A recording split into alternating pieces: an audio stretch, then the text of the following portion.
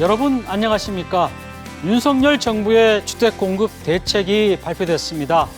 공급은 확대하고 재건축, 재개발 등의 규제는 완화하겠다는 게 주된 내용인데요. 이런 가운데 대전시는 이른바 기획부동산 등 불법 부동산 거래에 대해서 강경 대응을 시작했습니다. 오늘 이슈토론에서는 변화하는 부동산 시장의 상황과 전망에 대해서 알아보겠습니다. 뉴스보다 맛집에서는 출렁다리 개통 이후 관광객들로 인산인해를 이루는 금산 월영산 출렁다리를 찾아가 보고 금산의 특별한 보양식도 소개해드리겠습니다. 뉴스 크리에이터 시선 잠시 후에 뵙겠습니다.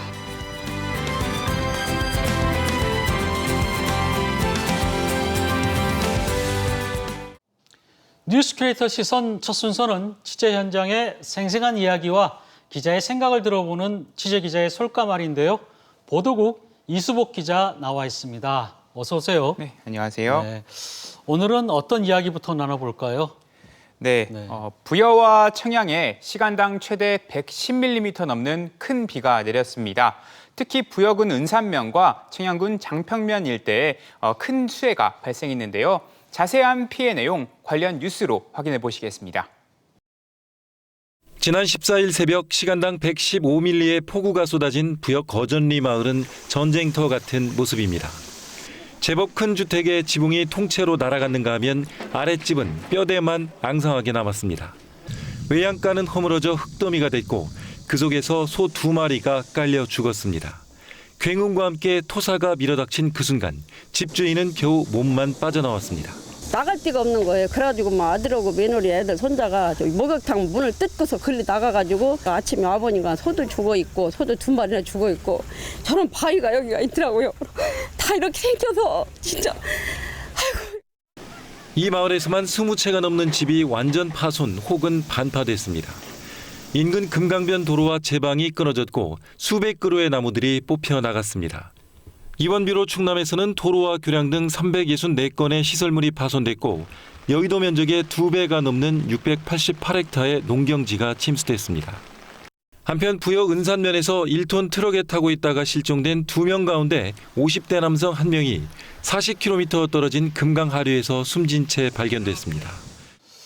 네, 장마 초반에는 사실 우리 지역의 피해가 크지 않았는데 막바지에 피해가 컸습니다. 지금까지 피해 상황은 어떻게 됩니까? 네, 갑자기 집중된 비로 부여와 청양에 주택과 상가 또 공장 등 140곳 정도가 침수 피해를 봤습니다. 네. 또 도로나 뚝, 교량 등 공공시설 한 250여 곳이 부서지거나 또 침수된 것으로 집계가 됐습니다. 네, 액수로 따지면 부여는 580억 원, 청양은 180억 원 정도의 피해를 본 것으로 조사됐습니다. 영상을 보니까 뭐 집이 파손된 것은 물론이고 정말 가족처럼 키우던 소도 2마리나 이렇게 죽어서 집주인이 굉장히 울먹이는 모습 보니까 저도 참 마음이 아픈데요. 재난지역 선포를 요청한 걸로 알고 있는데 지금 이 부분은 어떻게 지금 되고 있습니까? 네, 일단 김태흠 충남지사가 정부에 부여와 청양에 특별재난지역을 선포해달라고 요청한 상황이고요. 이에 대해 이상민 행안부 장관도 수해 현장을 찾아서 이 지정을 한번 검토해보겠다 이렇게 밝힌 상황입니다. 다만 이번에 부여 청양 수해 이전에 수도권에서도 큰 수해가 발생했잖아요. 이거에 대한 그 산정부터 먼저 하고 그 다음에 부여와 청양도 피해 규모를 산정하겠다 이런 입장입니다. 특별재난지역은 시, 군구에 그 국고 지원 기준 피해액이라고 있는데 이게 한 2.5배가 넘어야 선포가 가능합니다. 이게 한 45에서 한 105억 원 정도 되는데요. 아까 부여, 청양에서 각각 산정한 피해액이 580억 원과 또 180억 원. 그러니까 그 이상이 되는 거죠. 조심스럽게 특별재난지역에 포함되지 않을까 예측을 해봤습니다. 또 이게 선포가 되면은 피해액의 최대 80%까지 복구비가 국고로 지원이 된다고 합니다. 네, 국고로 지원이 된다고 하니까 꼭 좀 지정이 됐으면 좋겠다 이런 생각이 들고요. 그중에서 보니까 인명 피해도 발생했더라고요. 2분이 이제 실종됐는데 그중 한 분은 또 발견이 됐고 그 시신으로. 이분들이 이제 당시에 119에 신고까지 했다고 하는데 이게 어떻게 하다 실종이 된 겁니까? 네, 한참 비가 많이 오던 지난 14일 새벽이죠. 부여군 은산면 나령리에서 네. 한 통의 구조 신고가 들어왔습니다. 이 운전 중인 화물차가 이게 물에 휩쓸려 떠밀려 내려가고 있다는 건데요. 신고를 받고 구급대원들, 구조대원들이 출동했지만 이미 너무 늦었습니다. 차량은 하천 다리에 처참하게 박힌 채 발견됐고 사람들은 차량에 타고 있던 사람 2명은 이미 물에 휩쓸려가서 실종된 상황이었습니다. 이 중 50대 남성은 실종된 지 이제 며칠 뒤에야 40km 떨어진 금강에서 숨진 채 발견됐습니다. 나머지 한 명은 아직 실종 상황이고 계속해서 수색이 이루어지고 있습니다. 이분은 이게 주민은 아니신 거죠? 이게 뭐 그러면은 고향이나 이게 왔다가 다녀가시다가 실종이 되신 건가요? 예, 지금 여기 분 아니고 전라도 분인데 이쪽을 방문을 했다가 이렇게 변을 방문했다가. 당한 것으로 확인됐습니다. 네, 알겠습니다. 지금 농작물 피해가 당연히 클 수밖에 없는데 원래 정부에서 이런 상황에 대비해서 재해대책보험을 가입하라고 적극 권유하지 않습니까? 근데 지금 이쪽 지역 같은 경우는 어떻습니까? 이 보험에 좀 가입이 많이 돼 있으면 조금 나을 텐데 상황은 어떤가요? 네, 보통 이제 수해나 병충해에 대비해서 농민들이 농작물 재해보험이라는 걸 가입하는데요. 네. 이게 이제 품목별이나 지역별로 적게는 한 10곳 중 한 5곳이, 많게는 한 10곳 중 한 9곳이 이렇게 가입을 하고 있습니다. 이게 농작물뿐만 아니라 시설 보상보험도 같이 가입을 하고 있기도 하고요. 근데 문제는 가입하지 않거나 시설보험을 시설보험을 가입하지, 그러니까 일부만 가입한 사례가 이제 문제가 되는 겁니다. 제가 만난 농민들 중 일부 분들은 농작물 피해는 어떻게든 조금 보상을 받지만 시설 같은 경우에는 보상을 받지 못해서 좀 그렇죠. 막막하다, 뭐 이렇게 전하기도 했습니다. 어떻게 보면 농작물보다도 지금 보니까 막 가옥이 부서지고 이런 시설 피해가 훨씬 큰 것 같은데 어떻게든 간에 하여튼 재해대책 지역으로 지정이 좀 돼서 좀 지원이 됐으면 좋겠네요. 근데 이렇게 큰 피해가 난 상황에서 주변에서도 이제 도움을 주는 분들이 많이 있다고 하는데요. 그죠? 네. 뭐 이같이 큰 수해가 발생한 그 가운데에서도 따스한 인정은 피어나고 있었습니다. 전국 각지에서 자원봉사를 하기 위해서 수해 현장을 찾아오기도 하고 있고요. 마을 주민들이나 혹은 뭐 식당 업주들이 무료로 식사를 제공하기도 했습니다. 자세한 내용 관련 뉴스 살펴보시겠습니다. 시간당 110mm 넘는 폭우로 쑥대밭이 된 부여군 은산면의 한 포도농장입니다. 자원봉사자들이 진흙에 파묻힌 비닐을 꺼내고 흙을 퍼내며 구슬땀을 흘리고 있습니다. 이웃 부여의 수해 소식을 듣고 예산군민 30여 명이 달려온 겁니다. 농민들은 이 같은 도움의 손길이 가뭄 속 단비와 같습니다. 바로 인근 식당은 수해가 발생한 날부터 이재민과 자원봉사자들에게 무료로 막국수를 제공하고 있습니다. 사흘 동안 벌써 500명의 식사를 책임졌습니다. 식당 주인은 코로나19가 한창이던 지난 2020년 식당 문을 열었는데 인근 주민들이 찾아와 준 덕분에 살아남을 수 있었다며 지역 주민들에 대한 보답 차원에서 무료로 식사를 지원하기로 결심했습니다. 이외에도 복구 작업에 개인 중장비를 무상 대여하거나 생수와 간식 등을 지원하는 등 따뜻한 손길이 이어지는 상황. 남일을 내일처럼 생각하는 마음들이 모여 수해의 상처가 빠르게 아물고 있습니다. 네, 잘 봤습니다. 그러니까 이제 수해가 난 이후부터 우리 충남 지역을 포함해서 하여튼 많은 곳에서 이렇게 도움을 주러 오신 거잖아요. 그죠? 우리 충청의 인심을 정말 충청인의 인심을 다시 한번 확인한 게 아닌가 이런 생각도 드는데 어떻습니까? 네, 이렇게 충청 지역뿐만 아니라 뭐 서울에서 뉴스를 보고 피해 복구 현장에 달려오기도 했고요. 예. 또 예산이나 공주 등 인근 지역도 물론 이렇게 자원봉사를 하기 위해서 찾아오고 또 문의도 잇따르고 있다고 합니다. 그리고 또 로터리 클럽이나 뭐 라이언스 클럽 같은 봉사단체, 그리고 뭐 해병대전후회나 아니면은 공공기관, 기업들에서도 이렇게 방문을 하거나 혹은 그런 상황이 안 되면은 물품 지원을 하거나 뭐 생수를 지원하거나 간식을 지원하기도 하는 등 이게 다양한 도움의 손길이 이어지고 있습니다. 이 부여군 자원봉사센터에 따르면 하루 한 500명 이상의 네. 자원봉사자들이 방문하고 있다고 전했습니다. 이렇게 참 많은 분들이 도와주러 오시니까 마음으로 참 위로가 될 것 같아요. 피해를 입은 주민들도. 근데 이제 한꺼번에 몰리다 보면은 특정 지역에 또 지나치게 또 몰릴 수가 있고 이걸 피해난 지역에 적정하게 이제 배분을 좀 해야 될 텐데 그런 부분들은 잘 되고 있습니까? 네, 저도 이 부분이 참 궁금해가지고 부여군 자원봉사센터에 한번 물어봤는데요. 이곳이 일종의, 그러니까 특히나 그 부여군 은산면사무소를 일종의 컨트롤 타워처럼 임시 사무실을 열어가지고 이쪽으로 방문하는 자원봉사자들을 배분을 하고 있다고 합니다. 이 수해복구에 돼 있는 그 이장님들과 좀 연계를 해가지고 조를 짜서 배치하기도 하고요. 물품을 전달하고 있기도 합니다.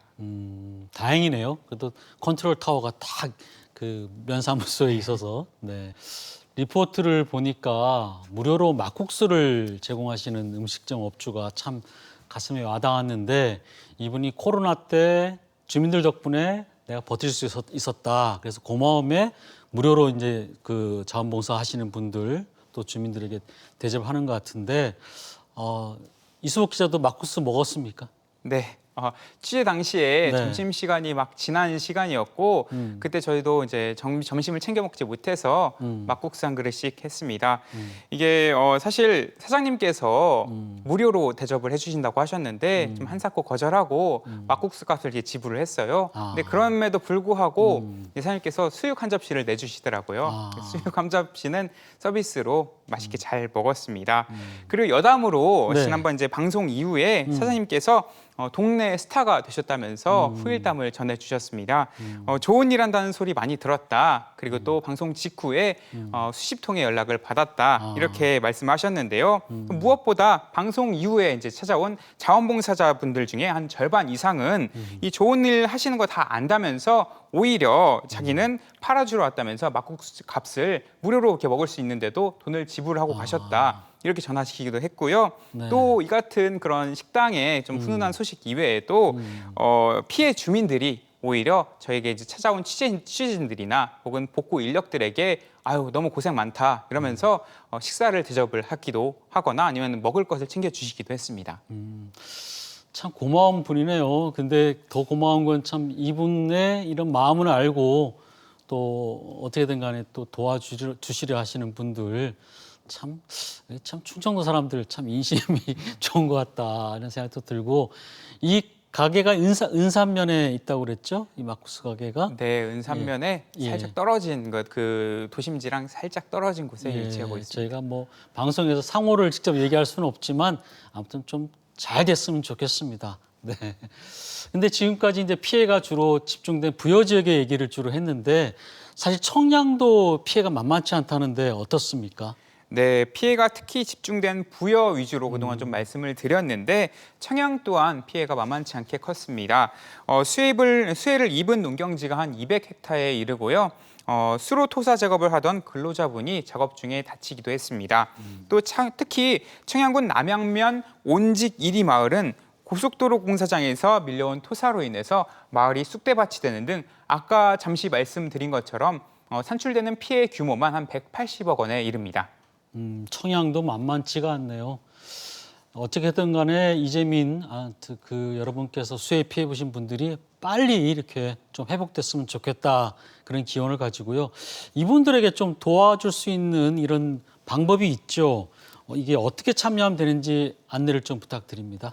네, 먼저 자원봉사 포털이라는 홈페이지가 있는데 요 1365라고 하는 홈페이지나 콜센터에 전화를 해주시면 되고요. 또 부여군과 청양군 자원봉사센터에도 전화를 주시면 안내를 받을 수 있습니다. 그리고 아까 말씀드린 특히 피해가 집중된 은산면사무소로 연락을 하셔도 됩니다. 네, 이수복 기자 수고했습니다. 감사합니다.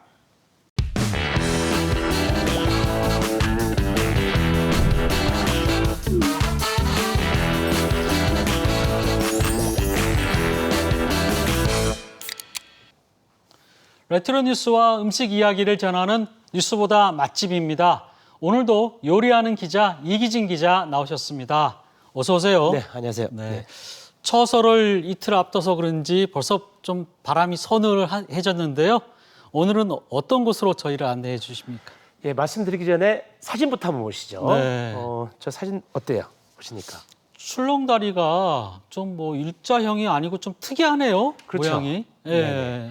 예, 저게 이제 2년 전에 개통한 경남 거창의 우두산에 있는 출렁다리인데 Y자형이죠. 예, 그러니까요. 예. 지금 전국은 정말로 출렁다리 열풍, 예. 아니 광풍 예. 될 정도입니다. 자고 일어나면 하나씩 생길 정도인데 지금 통계를 보시면은 작년 6월 말 기준인데요. 예. 전국의 출렁다리가 196개. 아. 그런데 연말 그러니까 작년 말 6개월 사이 208개로 예. 불과 한 달에 2개씩 아. 늘어났습니다. 별다른 그 관광장이 없는 지자체는 출렁다리 하나 생기면 네. 사람들이 많이 몰려오지 않습니까? 그러니까 출렁다리 경쟁도 이제 치열한 거죠. 네. 우리 지역에도 사실 출렁다리가 유명한 곳이 몇 군데 있잖아요. 네, 그렇습니다. 예. 지금 사진이 나오고 있는 것이 예. 이제 가운데 구기자 모양이에요, 저게. 아, 예. 청양 천장호에 있는 겁니다. 예. 2009년도에 개통을 했고요. 그리고 물부소 보이는 곳이 이제 예당, 예당호. 예산 예당호. 예. 2019년도에 저건 개통을 했습니다. 그리고 저 사진을 넓게 잡았는데 예. 저것은 논산 탑정호.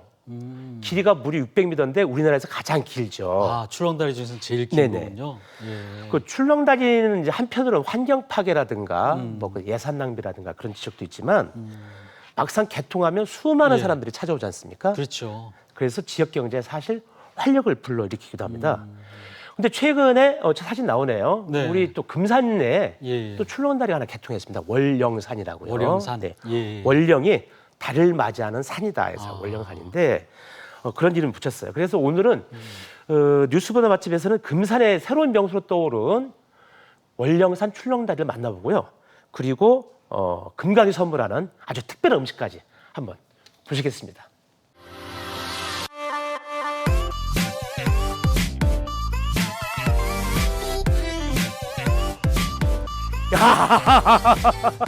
이 차 좀 봐. 사람들 이 찜통더위에 출렁다리를 보겠다고 여기까지? 와, 진짜 금산이 개벽을 했네. 개벽을 했어. 아, 저거구나.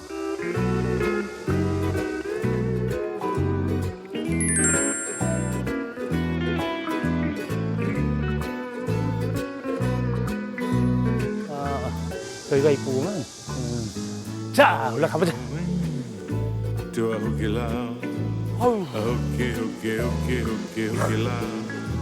Everybody loves a hooky loud. But the loud loud is the cow cow at the luau. 아니 우리 PD는 왜 이렇게 산을 좋아해? 지난번에도 그렇고 오늘도 그렇고. 아이고 보니까 내가 보니까 어제 순산 이유가 있구먼. 이것 보세요 이거 이게 다 이게 알코올이야 알코올. 보니까 얼마 안 남았네. 그래도 올라가 봐야지. 아유.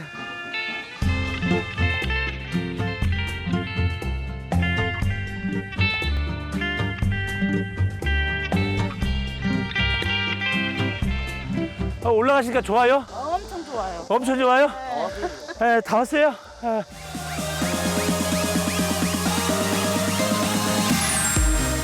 드디어 해발 529m 월령산과 부엉산 사이 금강을 가로지르는 월령산 출렁다리를 만났습니다.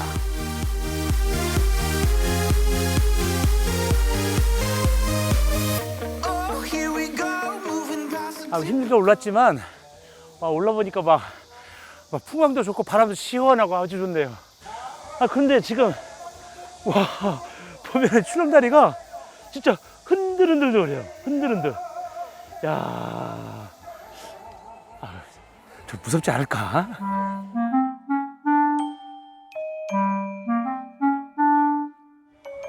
아유 꽤 흔들리네 보니까. 이 초입인데도. 왜 바람까지 불어?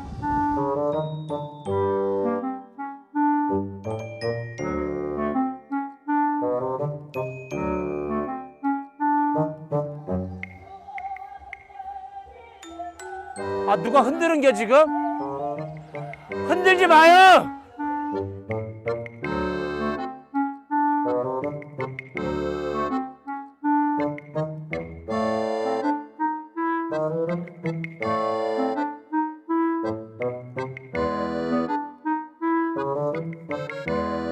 아우 이렇게 뭐 바람까지 불어 진짜. 이게 흔들리는 게요. 보면 이게 그 가운데 왜 이렇게 탑 같은 게 하나 있어야 되잖아요. 기둥 같은 거. 근데 기둥 같은 게 없어. 이렇게 흔들린대요.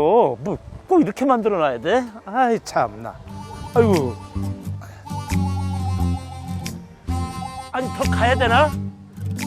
다 분량 나온 거 아니야? 어? 다리 한가운데 이르면 마치 금강 위를 나는 듯한 기분이 들고 눈앞의 풍광은 한 폭의 수채화처럼 아름답습니다. 달을 맞이한다는 뜻처럼 산과 강이 빚어내는 절경의 숨이 멎을 듯합니다.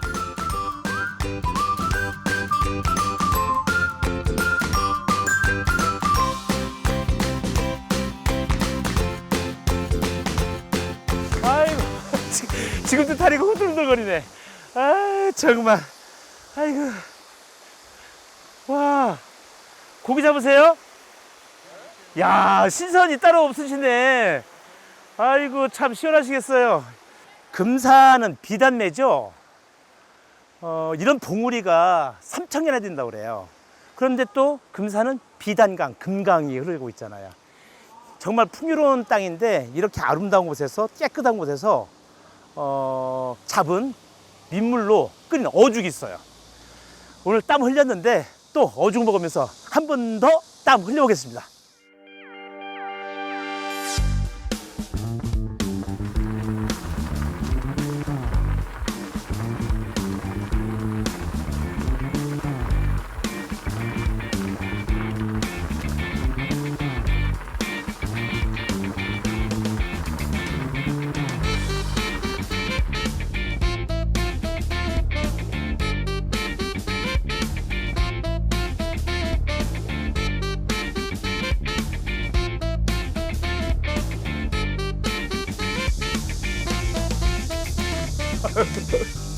인삼 좀 이렇게 튀김 한 접시 나왔는데요.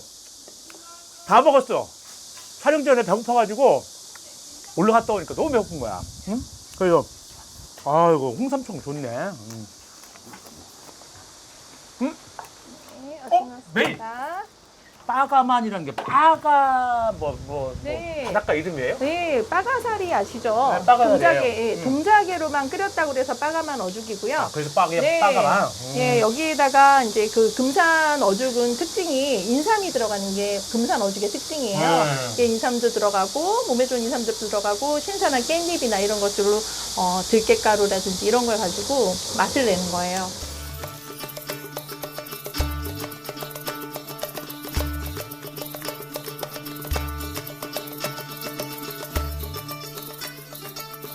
도리뱅뱅이 금산의 자랑이죠. 와, 진짜 한 땀 한 땀 술을 놓은 것 같아요. 엄청 예쁘죠. 야, 이걸 기계로 할 수 있겠어? 다 일일이 그냥 손으로 그냥. 이야, 참 먹기가 아깝네. 자, 이제 메인 저죽을 먹어보겠습니다.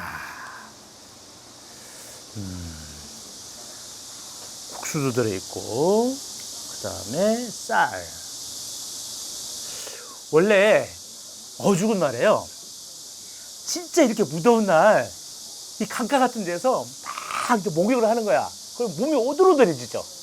그때 강가에서 노는 놀이로 고기를 잡는 거야. 그래서 이제 어죽 한 그릇 접시에 담아서 딱 먹으면 또 땀이 쫙 흐르는. 그게 진짜 어죽의 맛이죠. 근데 뭐 금산 읍내 이런 데서도 먹을 수 있지만 이 강가에서 먹는 어죽의 맛은 진짜 일품이죠. 자, 먹어보겠습니다.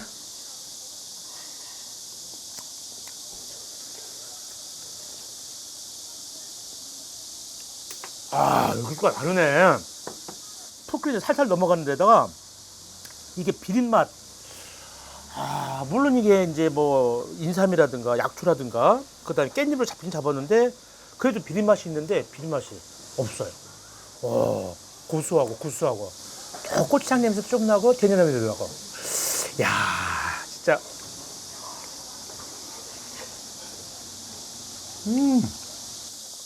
아, 수제비까지 해가지고 삼총사가 다 모였네. 어죽에 삼총사, 수제비. 이거 수제비. 또 어죽에 수제비 없으면 또 서운하죠, 또. 아.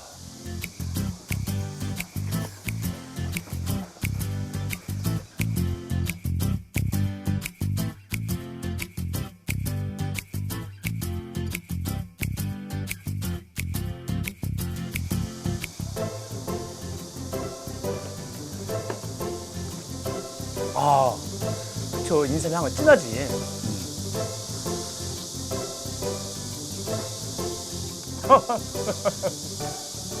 호사를 누리네.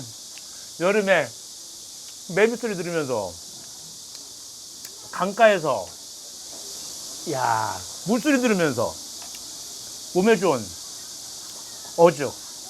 이거 복다림이죠. 중복 좀 지났는데 이거 어죽은 복다림 음식이에요.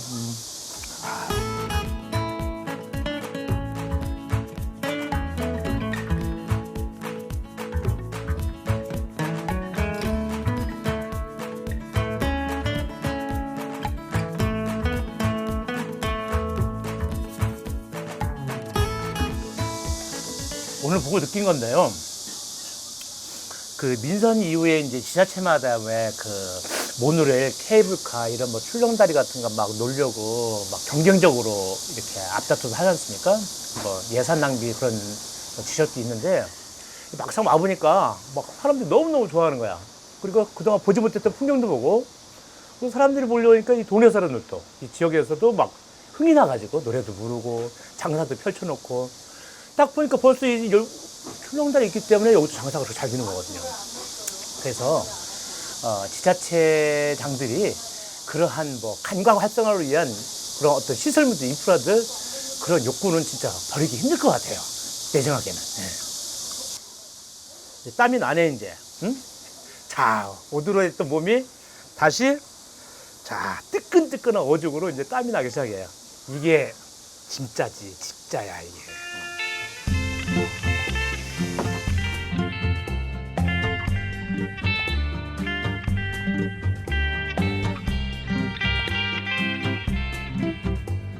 천혜의 자연 환경에 출렁다리로 더욱 빛나는 비단고을 금산. 금산에서 여름은 쌉싸름한 인삼의 향기처럼 여운을 남깁니다.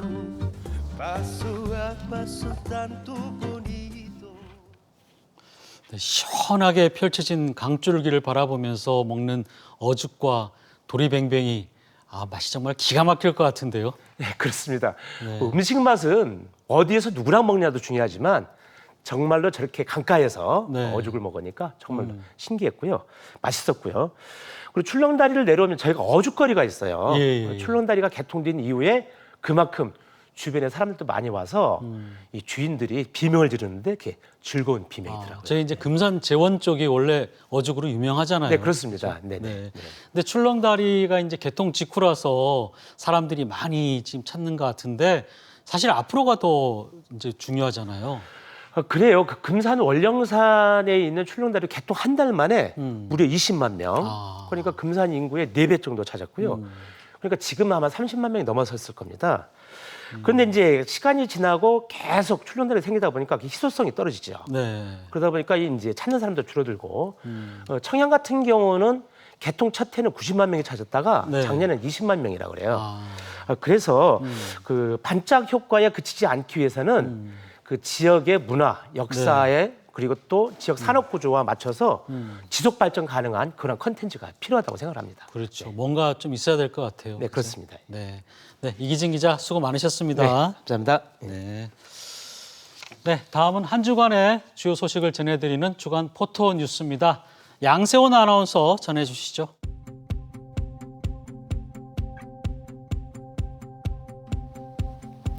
사진을 통해 한 주간의 뉴스를 알아보고 누리꾼들의 다양한 반응을 살펴보는 주간 포토 뉴스입니다. 오늘도 3가지 소식 준비했는데요. 먼저 첫 번째 사진 보겠습니다.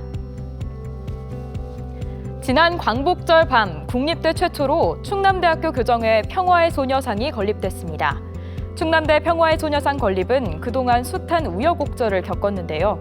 2017년 총학생회를 중심으로 한 소녀상 건립위원회와 학교 측의 갈등으로 설치가 미뤄지다가 5년 만에 기습적으로 건립을 강행했습니다. 소녀상의 모습이 드러나자 함께했던 학생들과 동문들은 울컥한 심정을 드러내기도 했는데요. 누리꾼들은 어떤 반응을 보였을까요?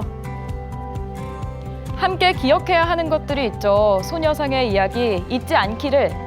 협의가 끝나지 않았는데 설치된 건 아쉽네요. 그래도 소녀상이 자리를 지킬 수 있었으면 하는 댓글들 살펴봤습니다. 학교 측은 취지에는 공감하면서도 협의가 되지 않은 기습 설치의 절차상 문제에 대해서는 우려의 목소리를 전했는데요. 부디 원만한 협의 과정이 이어지길 바랍니다. 이어서 두 번째 사진 보겠습니다. 전국 초중고등학교가 순차적으로 개학하면서 정상 등교가 시작됐습니다. 대전 지역 학교들도 26일까지 초중고교의 84%가 개학하는데요.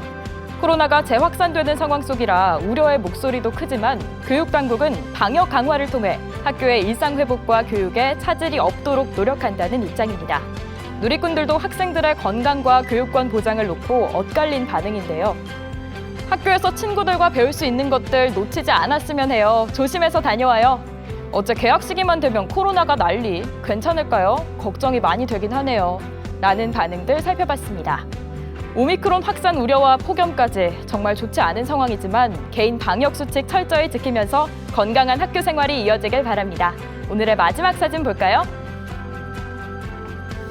대전고등학교 야구부가 오랜만에 기쁜 소식을 전했는데요. 대통령배 전국 고교 야구대회에서 무려 28년 만에 우승을 차지하며 야구명가의 자존심을 회복했습니다. 한대화 선수 등 기라성 같은 선배들의 활약으로 전국을 호령하던 대전고 야구부가 1994년 마지막 우승 이후 거둔 쾌거라 더 감회가 큰데요. 누리꾼들도 함성이 여기까지 들리는 듯 기쁨을 감추지 않았습니다. 우리 후배님들 고생 많았습니다. 아이고 이게 얼마만이야. 정말 축하해요.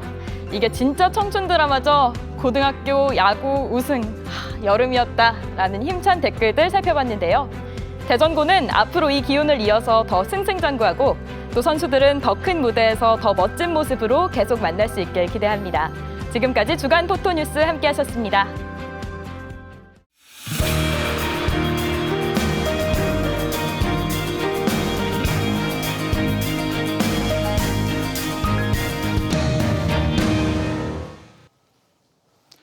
윤석열 정부가 주택 공급 대책에 대해서 발표했습니다.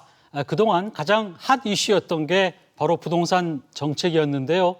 이번에 발표한 윤 정부의 정책이 전국의 부동산 시장 패러다임을 어떻게 바꿀지에 대해서 토론하는 시간 마련했습니다.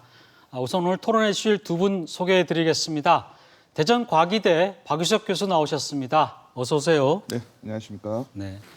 한국공인중개사협회 조병문 대의원 나오셨습니다. 안녕하십니까. 네. 네, 지난 16일이었죠. 윤석열 정부의 첫 주택 공급 정책이 발표됐었는데요. 앞으로 5년간 서울 50만 호를 포함해서 전국에 270만 호를 공급하겠다는 게 목표입니다. 이를 위해서 재건축 또 재개발 사업구역을 새로 지정하고 또 재건축 부담금을 줄이는 등 관련 규제를 대폭 완화하겠다고 밝혔습니다. 또한 관심을 끈 게 재건축이 쉽게 이뤄지도록 안전진단 규제도 완화하겠다 이렇게 밝혔는데요. 먼저 정부의 이번 주택 공급 정책이 우리 대전과 또 세종, 충남의 이 재건축 시장에 미칠 영향이 궁금해집니다. 먼저 박 교수님께 좀 여쭤볼게요. 네. 과거 문재인 정부에서는요, 이제 재건축에 대한 규제가 좀 강했다라고 볼 수가 있습니다. 그렇기 때문에 재건축을 진행하는데 좀 어려움이 좀 많았는데요. 현 정부에서는 이제 재건축에 대한 규제를 좀 완화하는 정책을 좀 시행하고 있기 때문에 앞으로 재건축 사업이 좀 활기를 좀 띨 것 같습니다. 그동안에 이제 우리 지역 같은 경우는 이제 재건축이 어렵다 보니까 이제 비슷한 형태의 이제 리모델링에 좀 관심을 좀 많이 가지셨고요. 그래서 리모델링을 위한 조합이 지금 설립돼서 진행이 좀 되고 있는 상황인데 재건축에 대한 규제가 조금 완화가 된다라면 이 리모델링도 조금 어려움이 좀 있거든요. 오히려 재건축이 절차상으로는 좀 편리한 점이 있습니다. 그러다 보니까 아마 재건축으로 조금 이렇게 변경되는 경우도 있지 않을까 좀 싶고요. 그리고 빈집 및 소규모 주택 정비에 관한 특례법이라는 게 있거든요. 거기에 보면 이제 소규모의 이제 재건축이 있습니다. 그래서 이런 부분도 우리가 좀 관심을 가져볼 만한데요. 서울 같은 경우는 지금 서울시장께서 모아주택 그리고 모아타운 등의 형태로 지금 추진을 하고 있는데 현 정부의 규제 완화의 방향과 맞물려서 이런 부분도 활성화가 될 것으로 기대하고 있습니다. 네. 어떻습니까? 지금 정부가 이제 대책을 발표했는데 아무래도 이제 재건축을 좀 활성화시키겠다는 게 주요 내용인 것 같아요. 어떤 효과를 좀 볼까요? 지금? 일단 그거 말씀드리기 전에 기본적으로 이제 시장에서는 아까 가격 중심으로 어떻게 보느냐에 대한 관심이 좀 높을 것 같고요.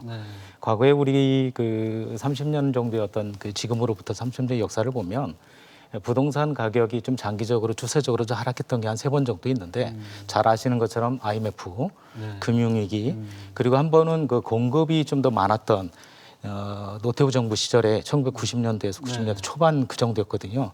근데 이번 같이 이제 270만 호 정도를 집중적으로 계획적으로 공급을 한다고 그러면 어쨌든 가격이 추세적인 하락이 있을 여지가 좀 커졌다. 이렇게 한번 말씀을 드리고 싶고 두 번째로는 재개발 재건축과 관련해서는 일단 현재 재건축 부담금에 대한 부분은 아직 구체적으로 발표는 안 됐습니다만 어쨌든 감면 기준과 인하폭에 대한 것이 주요 초점으로 보여지고요. 그다음에 안전진전제도는 2018년도 3월 5일 그 지난 정부에서 규제를 좀 합리화하는 조처로 했었는데 그 이전의 규제를 굉장히 강화시킨 형태로 갔었거든요. 이게 이제 과거로 돌아갈 수 있을지 아니면 2015년도와 18년도 사이에 그 기간 중에 그 가운데 정도 선에서 결정되지 않을까 이렇게 시장에서는 예측을 하고 있는데 작년 4월에 서울시에서 발표한 적이 있습니다.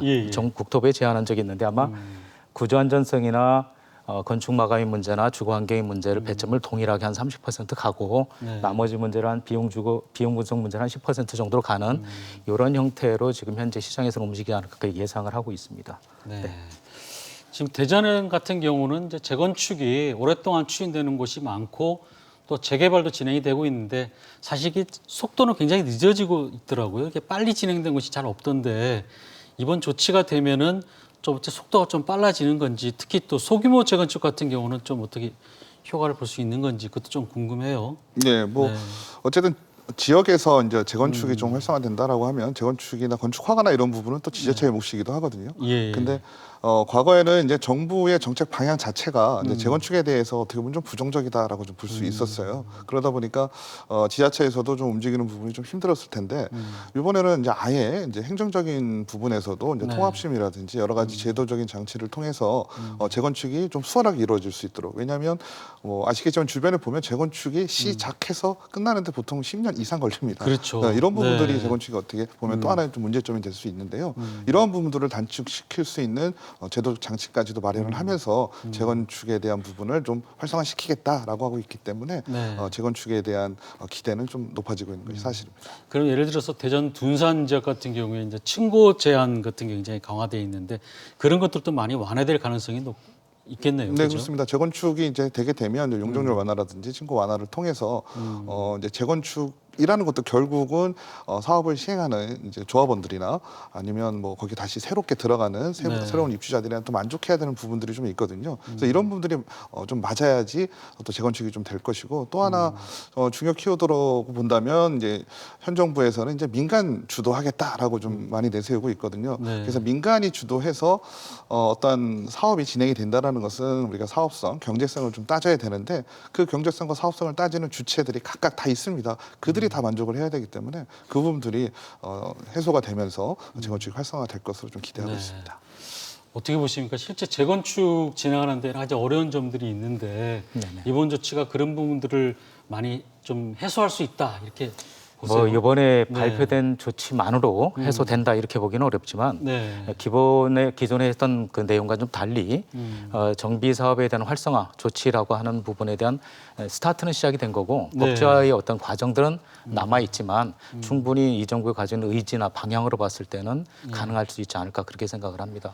어차피 지금 과거에는 택지 개발 위주로 진행이 되어 왔다가 지금은 예를 들어서 산업 구조의 문제나 인구 구조의 문제나 직주 접근의 문제나 이런 것들을 감안했을 때에는 도시 재생이라고 하는 문제가 화두로 등장할 수밖에 없고 그거에 대한 법적 제도도 뒷받침이 된다고 하면 아마 우리가 지금 생각했던 것 이상의 속도로 정비 사업 분야가 좀 더 활성화될 여지가 있다 이렇게 생각하고 있습니다. 보통 도시 재생이나 뭐 재건축 재개발에서 가장 큰 어려움이 어떤 부분들이 제일 어렵습니까? 일단 그 지역에 따라 좀 다르긴 합니다만 뭐 어떤 경우라도 사업성이 가장 중요합니다. 사업성. 예를 들어서 이제 주민들이 원하는 것보다 많은 이익, 그 다음에 지역 전체로 봤을 때에는 추가적인 어떤 주택 공급이 이루어질 수 있는지 여부 이런 것들인데 용적률 증대라든가 아니면 통합개발이라든가 이걸 통해 가지고 일정 부분 해소할 수 있지 않을까 그렇게 기대하고 있습니다. 그러니까 용적률이라든지 이런 부분에서 사업성을 좀 증대시킬 여지가 있다 이렇게 보신 거고요.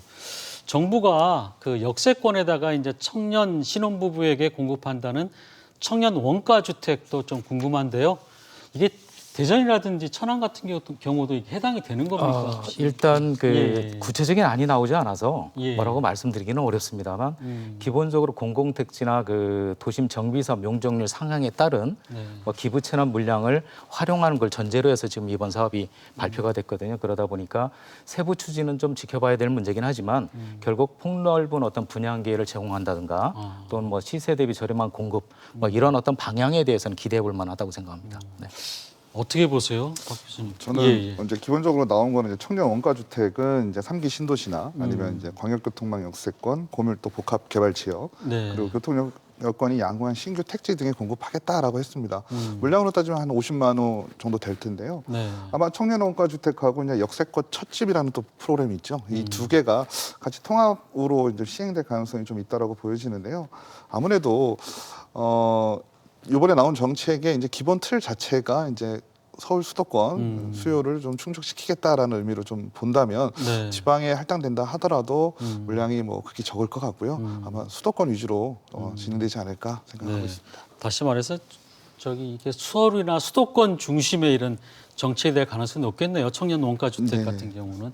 그런데 이제 이번에 정부에서 대책 발표하면서 이 재건축 규제 풀고 하면 이제 서울과 수도권 공급량이 굉장히 늘어날 텐데 상대적으로 이 지방의 부동산 시장에서 오히려 또 좀 뭐 피해를 볼 여지는 있지 않을까 이렇게 얘기하는 분들도 있더라고요. 그러니까 서울 공급을 아무래도 늘리면은 그만큼 또 지방 공급량 같은 경우도 상대적으로 또 서울 집중화도 가속되고 또 이번에 또 지방에 실제로 공급되는 양은 그전 정부보다 더 적다고 하더라고요.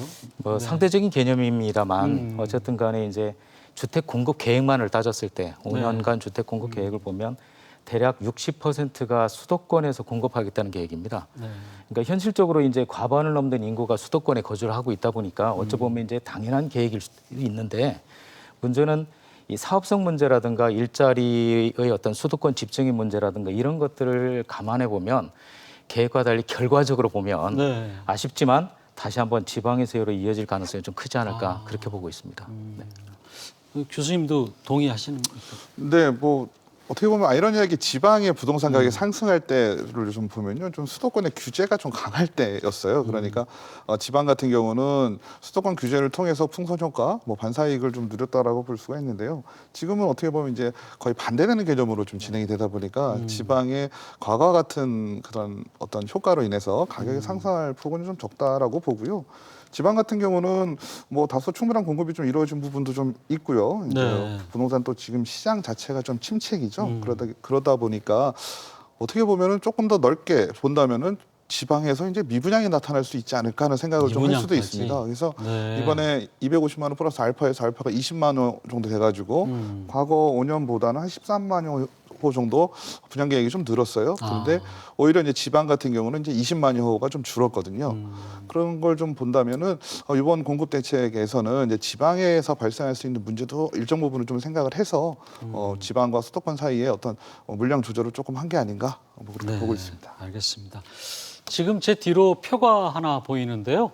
한국부동산원이 제공한 8월 첫째 주 시도별 아파트 매매 가격 지수 변동률에 관한 부분입니다. 세종이 마이너스 0.18로 가장 눈에 띄는데요. 자, 이게 어떤 의미인지 먼저 좀 네. 여쭤보겠습니다. 예. 일단 그 부동산, 그러니까 흔히 말하는 주택 가격 하락의 이유에 대해서는 뭐 관점도 다르고 네. 그다음에 그걸 바라보는 시각에 따라서 이제 여러 가지 이유가 있기 때문에 복합적으로 작용하고 있어서 단선적으로 얘기하기는 좀 어렵습니다만 지금 이제 말씀하신 어떤 그거를 좀 더 시야를 한 주간이 아니라 한 2년 정도로 확대해서 보면 세종시의 경우에는 2019년도 6월부터 2021년도 6월까지 단 2년간 네. 공동주택이 무려 75% 가격이 올랐습니다. 평균적으로. 근데 이제 가격 지수가 최고점이었던 작년 한 5월을 기준으로 보면 현 시점 기준 올 8월 첫째 주 기준으로 했을 때 한 15% 정도 하락한 거로 이렇게 보이긴 하는데 이게 중요한 건 이제 이 부분을 가격이 대세적 하락 내지는 장기적인 어떤 추세적 하락의 시작으로 볼 거냐의 문제인데 일단 거기까지는 진행된다고 보지는 않습니다. 일단 네. 단기 급등에 따른 어떤 피로감이랄까 그에 따른 어떤 조정 과정 그리고 외부적인 경기 침체 우려에 대한 어떤 것들이 복합적으로 작용하고 있다고 보고 있고요. 네. 또 다른 제가 좀 말씀드리기 좀 조심스러운 면이 하나 있긴 한데 올 6월을 기준으로 해가지고 매매 실거래 가격 지수가 대전하고 세종이 비슷합니다. 네. 세종이 148.6, 대전 147.4인데 어떻게 보면 광역 생활 권역이라고 할 수 있는 대전과 세종을 비교해 봤을 때 지금 어떻게 세종이 상대적으로 가격 하락이 푼 것처럼 보이긴 하지만 어찌 보면 지금 정상화 시점에 도달하지 않을까 뭐 이런 시각도 있을 수 있다. 저는 그렇게 보고 있습니다. 워낙 많이 올랐기 때문에 네네. 정상화되는 거로 볼 수도 있다. 이렇게 네네, 보시는 그렇습니다. 것 같고. 근데 어쨌든 간에 뭐 대전과 세종의 집값이 계속 끝도 없이 추락을 하고 있는데요. 이미 뭐 전국 평균치를 훨씬 웃돌고 있고 또 이제 이번 주택 공급 확대 조치가 집값에도 어떤 영향을 미칠지도 좀 궁금한데 어떻게 보십니까? 더 앞으로 계속 떨어질까요? 제 생각에는 이제 가격의 네. 하락 자체의 어떤 분위기의 반전은 쉽게 일어나지는 않을 것 같고요. 이번 정책으로 인해서 아마 저는 조금 많은 생각을 하게 되는 부분이 우리가 예. 부동산 가격이 하락할 때 가장들 걱정하시는 게 뭐냐면 이제 버블이 꺼진다. 부동산 가격이 이제 폭락을 한다라는 부분을 그렇죠. 조금 걱정들을 하시거든요. 예. 어떻게 보면 이번 대책으로 인해서 부동산 경기를 조금 살려보겠다는 의미로 해석할 수가 있거든요. 근데 이거는 하락하는 것을 다시 상승으로 반전시킨다는 의미보다는 하락하는 폭을 좀 줄여보자라는 의미가 좀 더 강하지 않나라는 생각을 좀 해보거든요. 아마 이번 공급 대책 이후에도 이제 지속적인 부동산 정책이 나올 텐데요. 아마 향후 나올 부동산 정책의 방향도 마찬가지로 좀 경기를 부양시킬 수 있는 그런 정책이 나올 것으로 예상하고 있습니다. 지금 이제 이런 가운데 이제 그 요즘 기획 부동산과 또 부동산 불법 거래에 대해서 정부와 지자체가 칼을 빼들었습니다. 윤석열 대통령은 이제 지난달에 주거 안정과 주거 복지는 민생 안정의 핵심이다 이렇게 하면서 경찰에 전세 사기 전담반을 구성하라 이렇게 강력히 단속해라 이렇게 지시를 했는데요. 이렇게 대통령까지 나설 정도로 강경 대응을 지시한 거 보면은 지금 사기 피해가 굉장히 심각한 상황으로 보입니다. 실제로 지금 시장에 지금 피해를 많이 보고 있어요. 어떻습니까? 좀 안타까운 일이죠. 피해자의 입장에서 보면 회복할 수 없는 수준까지 달하는 예를 간접적으로 저도 전해들은 바가 있으니까 그 정도로 안타까운데 최근에 있었던 어떤 전세를 그 월세로 돌려가지고 갔던 전형적인 사기 사건인데 좀 아쉬운 점은 어떤 게 있냐면 뭐 수요자인 임차인이나 매수인이 현장을 방문하지 않고 계약을 했던 사례들이 좀 있고요. 예. 그다음에 이제 명의상 계약서와 체결해야 되는데 대리행위라는 이유 하나만으로 명확한 어떤 서류적 검토 없이 하는 경우도 좀 있었고 그다음에 소유자 명의 계좌로 당연히 송금해야 됨에도 불구하고 타인 명의의 계좌에 송금하는 이런 사례라든가 그래서 어떻게 보면 거래에 있어서 기본에 충실했다라면 이런 일이 크게 발생하지 않을 수도 있다라는 좀 아쉬움이 좀 있고요. 그런 면에서는 일단 제도적으로 현재 실제 실무에서 운영되고 있는 내용들을 좀 충실하게 지킬 필요가 있다는 점 말씀을 좀 드리고 싶고요. 그다음에 지금 현재 이 문제에 대해서는 저희뿐만 아니라 저희 한국공인중개협회 차원에서도 회원 교육 과정에서 중요한 참고 사례를 일단 공지하거나 교육 과정에 참고를 하고 있고 특히나 대전시에서도 아마 자체적으로 이 문제에 대해서 매우 심각한 사안으로 보면서 아마 다각도로 대책을 수립 중인 걸로 알고 있어서 향후에 대전 지역 내부의 어떤 문제에서는 발생할 가능성이 그렇게 크지는 않다. 다만 수요자의 입장에서는 조금 더 법과 제도 그다음에 원칙과 기준에 맞는 그런 어떤 거래 형태를 계속 차지하고 계속 요구하시는 게 필요하지 않을까 그런 생각을 합니다. 저희가 일부 또 보도했고 주요 언론에서도 좀 다뤘던 부분인데 지금 피해액이 지금 한 몇백억 정도까지 나온다고 하던데 그죠? 사실은 이제 규모 외형적 규모는 뭐 제가 들은 바로도 이제 그 정도 규모를 말씀하신 것처럼 그 정도 규모인데 실제 손해액이 특정된 부분은 어떨지는 아직 모르겠습니다. 경찰 조사가 이제 진행 중에 있고 그다음에 실질적으로 물건이 대전 지역의 물건이 아니라 수도권 물건이다 보는 경우가 대부분이다 보니까 어떤 내용을 특정하는 데 좀 다소 어려움이 있습니다. 다만 사기 사건이라고 하는 어떤 기본적인 틀은 바뀌지 않으니까 이런 걸 피해를 방지하려면 적어도 대전에 있는 수요자 또는 임차인들께서는 어떤 원칙과 기본에 충실한 그런 거래 형태를 유지해 줬으면 좋겠다 이런 말씀 드리고 싶습니다. 자, 세종시는 이제 지난해 8월에 부동산 조사 전담팀을 신설했고 또 이제 본격적으로 이제 단속을 시작했습니다. 그 대전도 마찬가지로 이제 기획 부동산이라든지 불법 부동산 거래를 이제 집중적으로 앞으로 단속하겠다 이렇게 선포를 했습니다. 근데 기획부동산이라는 데서 잘 모르는 분들이 많이 있을 것 같아요. 그래서 이 기획부동산이 일반 부동산하고 어떤 차이점이 좀 있습니까? 우리가 뭐 일반 부동산, 그러니까 부동산의 종류로 예. 보자면은 이제 부동산에 대한 어떤 정보로 인해서 그거를 네. 어떤 수익을 창출하겠다라는 의미로 좀 볼 수가 있고요. 우리가 흔히 얘기하는 공인중개사하고 비교를 한다면 아예 예. 다른 업이라고 보시면 됩니다. 그래서 기획부동산 용어를 사용하는 업체는 뭐 없죠. 하지만 기획부동산이라고 불리우는 업체들은 대부분 부동산 개발업을 영위하는 업체라고 좀 볼 수가 있습니다. 네. 뭐 합법적으로 운영이 된다면 투자자에게 이제 정상적인 이익이 좀 분배가 되고 뭐 회사도 정상적인 수익을 가져갈 수가 있겠죠. 하지만 이러한 기획부동산이라고 불리우는 업체들은요, 그 정보의 비대칭성을 좀 이용을 해서 소비자들에게 좀 금전적 손해를 좀 끼치게 됩니다.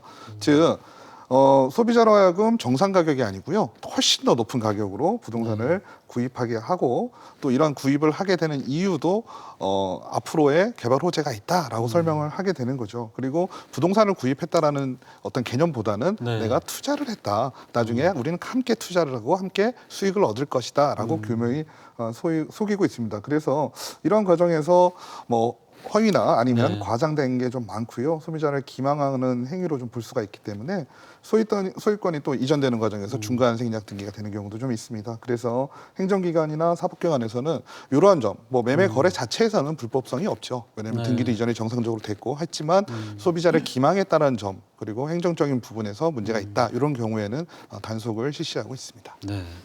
제일 중요한 게 어떻든 소비자들이 피해를 보지 않아야 될 거 아니에요, 그죠? 그래서 마무리 발언으로 그 한마디씩 좀 어떻게 좀 이런 부분에 대응을 해야 될지 말씀 좀 부탁드릴게요. 네, 뭐 기획부동산에 관련된 사기를 당하는 피해 사례를 좀 보면 대부분 이제 큰 돈을 벌게 해주겠다고 합니다. 그러면 아무도 큰 돈을 남에게 벌게 해주진 않습니다. 네. 자기가 벌겠죠. 그러니까 큰 돈이 아닌 내가 정상적인 이윤을 추구할 수 있는 부분을 좀 생각을 해야 될 것 같아요. 그리고 또 하나는 우리가 제도적으로 잘 돼 있는 공인중개사 분들을 잘 활용하는 것이 이런 기획부동산이나 부동산 사기를 근절하는, 당하지 네. 않게 되는 방지 사례로 볼 수 있을 것 같습니다. 네. 네. 어떻게 좀 대응해야 됩니까? 소비자 입장에서. 그 가장 기본에 충실한 어떤 거래, 그리고 이제 법에 근거한 거래, 네. 그다음에 시장 상황을 좀 더 그 발품 팔아서라도 알 수 있는 그런 거래가 됐으면 좋겠다는 말씀드리고 좀 방향을 좀 달리해서 네. 부동산 시장에 대해서 이제 1970년대 신문 중에 이런 내용이 있습니다. 부동산 가격 더 이상 오르지 않는다. 뭐 이런 얘기가 있는데 잘 아시는 것처럼 우리 그 부동산 어떤 시장에 대한 어떤 미래나 이런 걸 예측을 할 때 투자도 투자지만 시장 참여자 예상을 뛰어넘는 경우들이 상당히 많이 있었거든요. 그러니까 저는 기본적으로 우리 경제가 가지고 있는 건전성이나 회복 탄력성이나 성장성을 좀 신뢰하는 바탕에서 네. 부동산 문제도 바라봐야 된다. 그리고 사람이 있는 곳에 돈이 있다. 그리고 사람이 있는 곳에 거래도 있다. 이렇게 말씀드리고 싶습니다. 네. 네, 두 말씀은 오늘 여기까지 듣겠습니다. 네, 박유석 교수 또 조병문 대의원이었습니다. 네, 뉴스크레딧 시선 오늘 준비한 소식은 여기까지입니다. 여러분 모두 건강한 주말 보내시고요. 저희는 다음 주 이 시간에 다시 찾아뵙겠습니다. 네, 함께해 주신 여러분 고맙습니다.